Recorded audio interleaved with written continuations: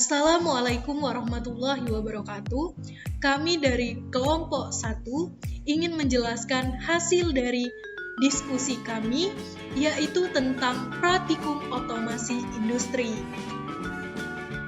Anggota kelompok kami yang pertama yaitu Dandi Yoga Swardana, yang kedua Vanessa Klijuwalta Kimewa, yang ketiga Aji Harun Pratama, dengan dosen pengampu kami yaitu Dewi Permatasari, Sarjana Teknik Magister Teknik.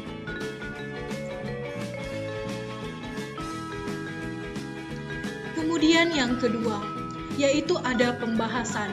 Yang pertama yaitu What is Industry Automation? Yang kedua, Controller. Yang ketiga, Hardware. Yang keempat, Internal Architecture. Yang kelima, VLC System. Baiklah, akan dijelaskan selanjutnya, yaitu pengertian otomasi industri. Otomasi ialah pergantian tenaga manusia dengan tenaga mesin secara otomatis melakukan dan mengatur pekerjaan sehingga tidak memerlukan pengawasan manusia. Kemudian dari otomasi yaitu lanjut ke otomatisasi industri adalah suatu teknik atau teknologi yang berhubungan dengan penerapan sistem mekanik, elektronik, dan juga sistem informasi yang berdasarkan komputer untuk bisa mengoperasikan dan mengendalikan produksi perusahaan. Itulah pengertian dari pemaparan otomasi industri. Kemudian yang ke slide ketiga yaitu introduction atau pengenalan otomasi industri. Nah, di era sekarang, yaitu kemajuan teknologi dalam beberapa tahun terakhir, telah menghasilkan pengembangan pengontrol logika yang dapat diprogram dan konsekuensi revolusi rekayasa kontrol. Yang pertama, yaitu mengidentifikasi dan menjelaskan karakteristik desain utama, arsitektur internal, dan prinsip operasi pengontrol logika yang dapat diprogram. Yang kedua, yaitu menjelaskan dan mengidentifikasi karakteristik perangkat input dan output yang umum digunakan. Yang ketiga, mengembangkan diagram blok fungsional, daftar instruksi, teks terstruktur, dan program bagan fungsi berurutan. Identifikasi masalah keamanan dengan sistem PLC. Introduction atau pengenalan otomasi industri, Programmable Logic Controller ialah atau VLC. Dalam bahasa Indonesianya, PLC ini diartikan sebagai suatu kontrol logika yang dapat diprogram. PLC juga atau pengontrol logika ini dapat diprogram oleh komputer khusus yang terutama digunakan oleh industri untuk tujuan kontrol dan pengaturan. Ini di sebelah kanan ada contoh gambar pengebor otomatis. Kemudian yang kedua yaitu controller atau pengendali. Contoh pengendali yaitu mesin bor yang akan mulai menurunkan mata bornya ketika papan pekerjaan sudah berada di posisi yang tepat. Mulai mengebor papan pekerjaan, lalu mesin bor akan mati jika sudah mengebor dengan ketentuan yang sudah diberikan. Dan akan berlanjut hingga ke papan pekerjaan yang selanjutnya. Kemudian, bagaimana wujud sebuah pengendali? Ini ada contohnya, gambar di samping, yaitu contoh relay to switch.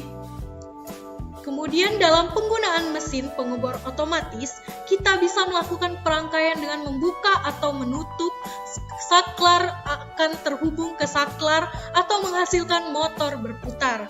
Nah, inilah sehingga di gambar tersebut terdapat switch untuk membuka menutup suatu saklar dalam sistem pengendali tersebut atau controller.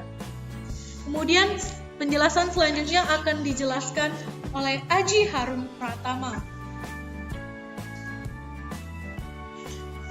Baiklah, pada slide selanjutnya kendali otomatis. Dengan kendali otomatis dan microcontroller, suatu sistem kendali otomasi industri dapat dilakukan. Di sini ada contoh kendali otomatis. Pada slide ini dikatakan bahwa mesin bor otomatis kita dapat memasang sirkuit listrik di mana penutupan atau pembukaan saklar akan mengakibatkan motor dihidupkan atau katup digerakkan. Jadi kita mungkin bisa melakukan penutupan saklar yang mengakibatkan relay menghidupkan arus ke motor dan menyebabkan bor berputar. Saklar digunakan untuk mengaktifkan relay dan menyalakan arus ke katup pneumatik atau hidrolik yang menghasilkan tekanan yang dialihkan untuk menggerakkan piston dalam silinder dan dengan demikian mengakibatkan benda kerja didorong ke posisi yang diperlukan. Sirkuit listrik seperti itu harus khusus untuk mesin bor otomatis. Untuk mengontrol jumlah barang yang dikemas ke dalam kotak pengepakan, dapat juga memasang rangkaian yang melibatkan sensor dan motor.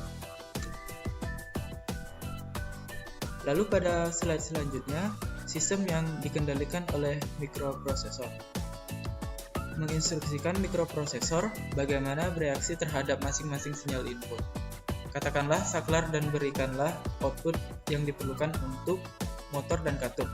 Jadi kita mungkin memiliki program dalam bentuk yang pertama, jika saklar A tertutup, output ke sirkuit motor, dan jika saklar B ditutup, output akan ke sirkuit katup. Pada slide ini terdapat contoh pengaplikasian sistem kendali otomatis. Sebagai gambaran, mesin cuci modern menggunakan sistem mikroprosesor.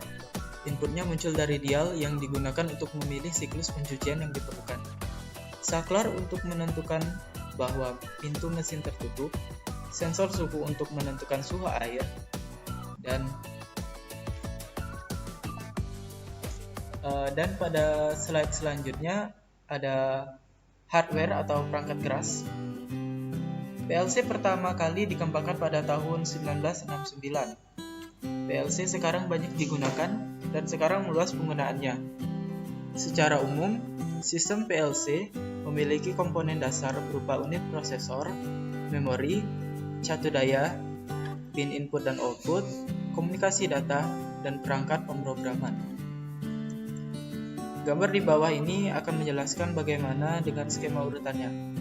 Jadi pada kotak pertama itu ada perangkat pemrogram yang akan diproses oleh program dan memori data, lalu masuk ke prosesor dan akan diproses oleh input dan output. Nah, untuk memproses input, output maupun prosesor kita memerlukan catu daya atau power supply. Lalu komunikasinya akan disalurkan melalui prosesor dan terjadilah hubungan antara program data dan komunikasi serial.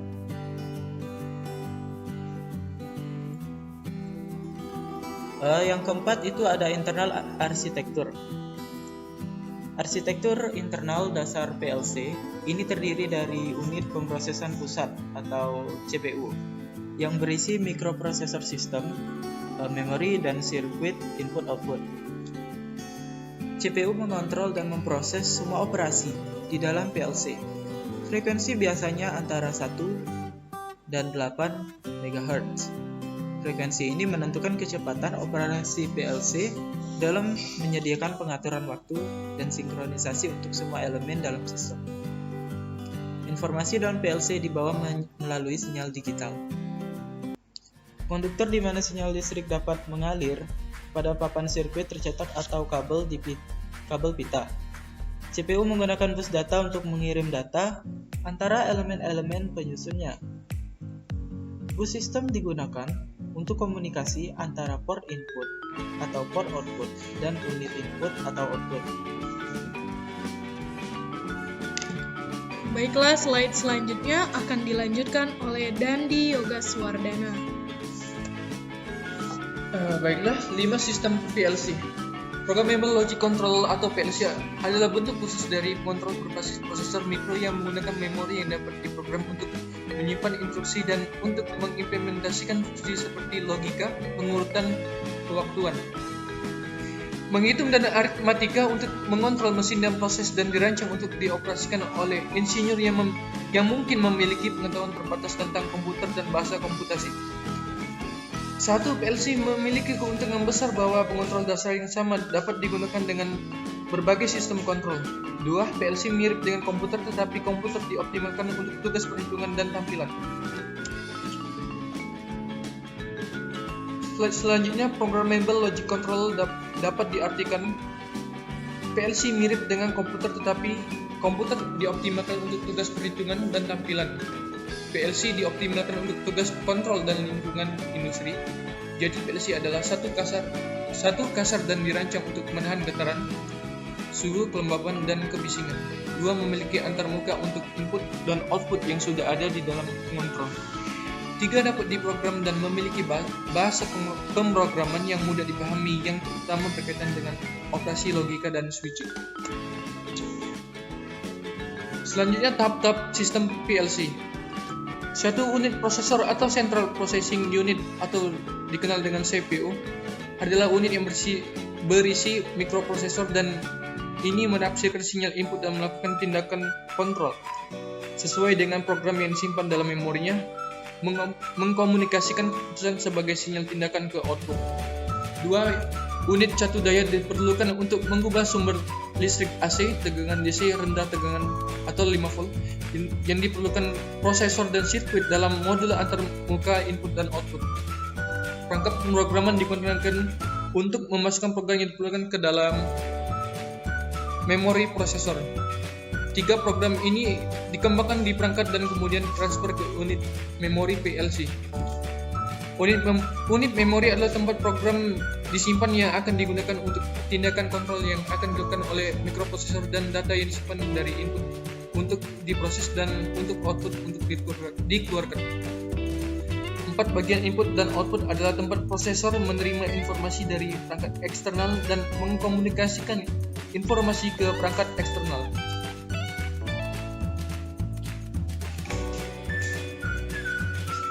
Baiklah, itulah pemaparan atau hasil diskusi kami dari kelompok 1 tentang pembahasan bab 1 otomasi industri. Semoga bermanfaat bagi pendengar dan pembacanya tentang materi tersebut. Kami ucapkan dari kelompok 1, terima kasih. Wassalamualaikum warahmatullahi wabarakatuh.